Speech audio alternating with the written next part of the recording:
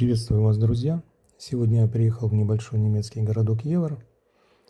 Здесь будет проходить слет нумизматов, бонистов, фалеристов. И я думаю, я что-нибудь интересное для себя здесь найду. Я уже в этом городе один раз был, но тогда был обычный клуб, и было всего несколько человек, поэтому, в принципе, ничего интересного не купил. По-моему, мне попалась одна монетка и пару банкнот. Надеюсь, сегодня все будет намного интереснее. Ну вот, я думаю, я иду правильно в направлении Rathaus. Где-то здесь вот, в городской ратуше, я так думаю, вот эта башня, которая торчит где-то рядом, будет, проходит уже, он уже идет слет. Надеюсь, я не опоздал. Друзья, к сожалению, не удалось мне поснимать в клубе. Не получилось. Вот, поэтому покажу, что купил, когда приеду домой. Вот, иду на вокзал. Клуб был не очень большим, но кое-что я все-таки купил. Перед вами все, что мне удалось купить на слете коллекционеров в городе Евр. Приобрел я 8 монет и небольшое количество банкнот. Все монеты и банкноты Германии. Одна монета Веймарской республики. Остальные все монеты Германской империи, Кайзеррайх. Начнем, наверное, обзор с Веймарской республики.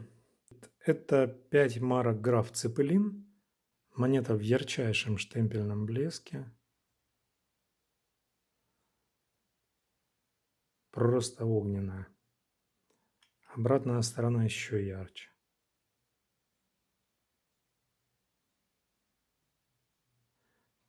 Отличная монета. Я очень доволен. Хотелось бы еще сказать несколько слов для начинающих нумизматов, у которых не очень много опыта в вопросах коллекционирования монет, в определении их качества. Поэтому, друзья, покупайте всегда только качественные штемпельные монеты. На это есть несколько причин.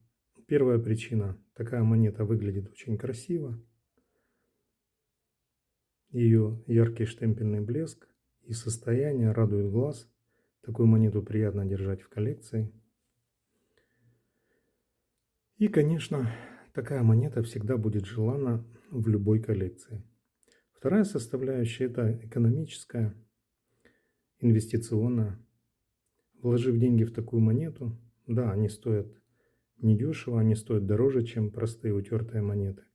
Но вложив деньги в такую монету, вы всегда ее сможете продать, не потеряв, а даже на этом еще заработав, так как качественные штемпельные монеты всегда пользуются спросом, и цены на них только растут. Поверьте, если у вас такая монета полежит в коллекции несколько лет, потом вы найдете, возможно, монету более высокого качества или решите поменять тематику вашей коллекции, вы всегда эту монету продадите, потому что на такие монеты всегда есть повышенный спрос. Не так много на рынке осталось хороших, качественных, ярких монет. Они туда приходят, как правило, из чьих-то коллекций. К сожалению, все наши коллекции когда-то попадут на рынок, на продажу, потому что мы не вечные, а монеты нас, как правило, переживают, и достанутся они кому-то другому. Но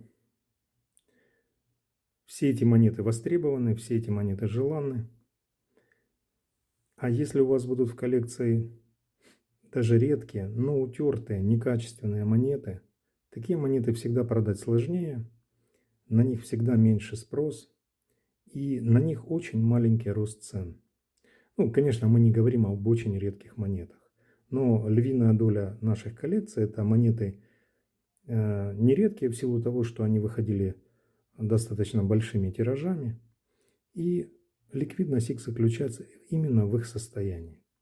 Поэтому покупайте только хорошие монеты, не покупайте монеты утертые, изношенные, царапанные, чищенные. И это будет хорошая инвестиция. Следующая монета – 2 марки Королевства Баден. Монета посвящена 50-летию правления Фридриха I. Тоже в отличном штемпельном состоянии. Как вы видите, ярчайшая монета.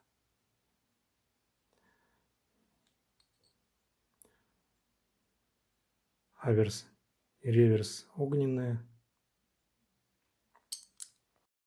Эту монетку мне удалось приобрести за 30 евро. 5 марок Бадена, посвящена тому же событию, 50-летию правления.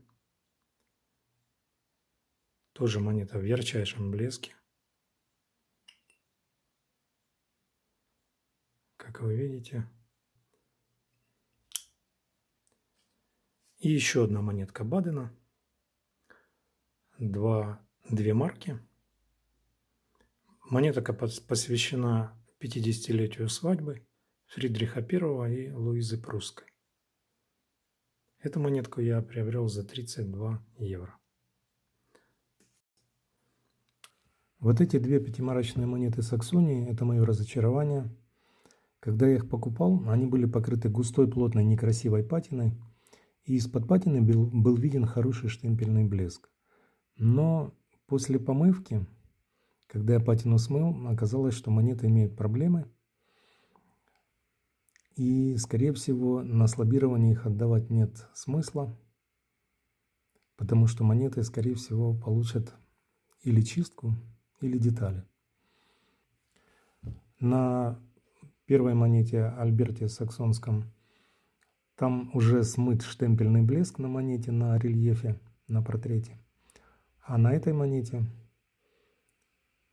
Фридрих Август Саксонский, здесь есть следы чистки. И тоже штемпельный блеск с реверса и аверса уже частично смыт. Поэтому, скорее всего, эти монеты на слабирование отдавать нет смысла. Они, скорее всего, не получат ничего хорошего, кроме чистки и деталей. Еще раз мой совет.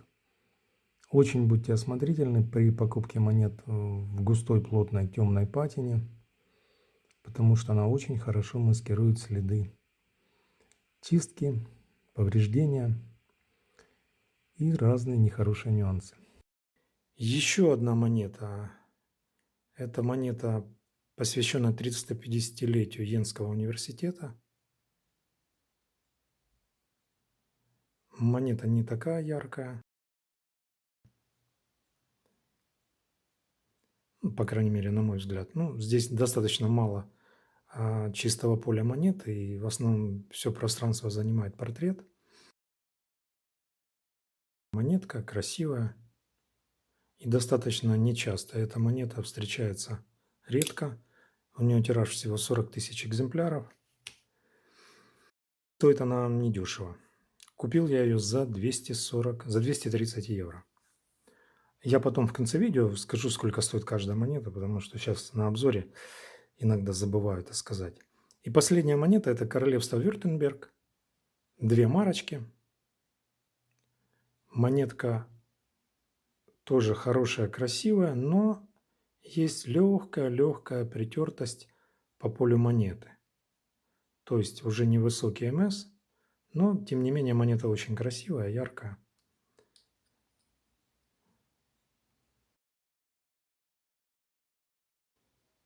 Эту монетку я приобрел за 60 евро. Теперь поговорим о банкнотах. Удалось мне приобрести небольшое количество банкнот Веймарской республики и банкноты Третьего рейха. Банкнота Веймарской республики 20 миллионов марок. Выглядит прекрасно. Состояние пресс. Нет перегибов, нет пятен, ровные углы. Значит, эта банкнота имеет несколько вариаций. Они все связаны с номером банкноты. Данный номер банкноты фирмендрук, то есть банкнота печаталась не в государственным банком, государственной типографии, а частными типографиями. Во время инфляции банк не успевал выпускать банкноты, настолько быстро росла инфляция. Подключались частные типографии и печатали банкноты. И это банкнота фирмендрук, то есть с номером частной типографии. Следующая банкнота уже у нас Reichsdruck. Здесь номер государственной типографии.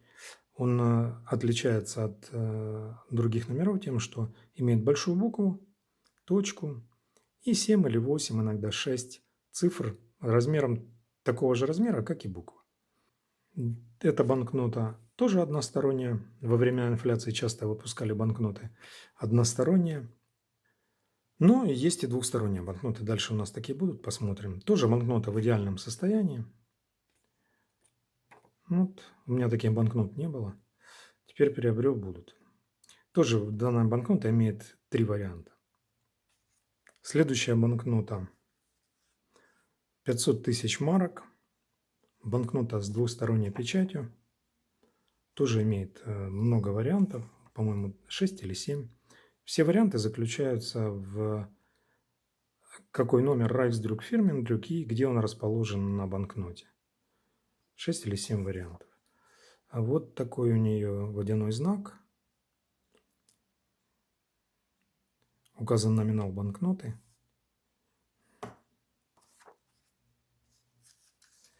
Эта банкнота не имеет вариантов. Выглядит она вот так. Тоже двухсторонняя банкнота, красивая, в идеальном состоянии. Кстати, банкноты, как и монеты, нужно покупать в состоянии пресс, то есть UNC. Тогда они, опять же, ликвидны и радуют глаз, приятно на них смотреть. В отличие от банкнот, которые потерты, с перегибами, рваные, с надрывами, пятнами, грязные.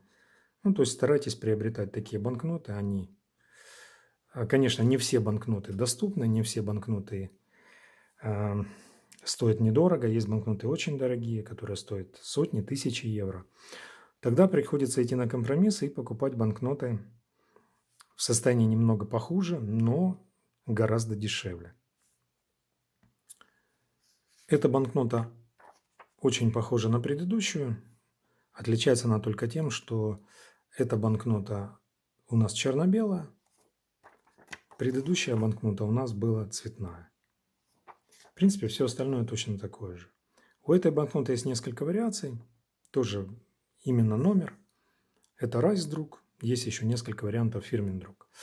И вот эта зеленая полоса на банкноте с правой стороны, здесь в этой краске есть ворсинки, не знаю, видно ли их на камеру, цветные ворсинки, дополнительная защита. И здесь находится водяной знак. Под здесь венок из дубовых листьев, свитой. Не знаю, насколько хорошо видно. Есть банкноты Веймарской республики, ну не только Веймарской, вообще немецкие банкноты, у которых водяные знаки находятся по всему полю банкноты, и тогда такой полосы на боковой стороне банкноты нет. Она имеет одинаковый цвет по всему полю. Ну, допустим, как эта банкнота. Значит, эта банкнота выпущена уже после стабилизации экономики, после того, как инфляция была побеждена в Веймарской республике. И эти банкноты в таком дизайне были выпущены в нескольких номиналах: 10, 20, 50, 100 и 1000 марок. Банкнота достаточно красивая, имеет по всему полю тиснение в виде полос с коротенькими вертикальными рисочками. И у нее есть еще здесь тиснение штамп. Сейчас попробую поближе показать.